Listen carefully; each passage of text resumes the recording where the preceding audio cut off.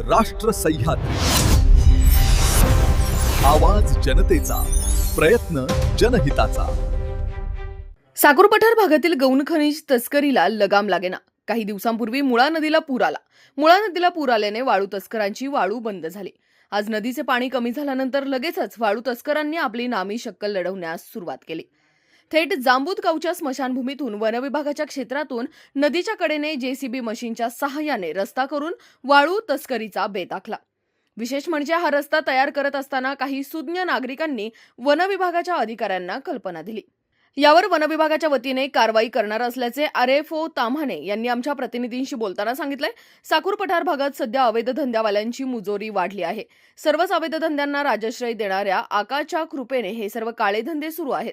येणाऱ्या काळात प्रशासन या अवैध धंद्यांवर काय कारवाई करणार हे बघणं महत्त्वाचं राहणार आहे.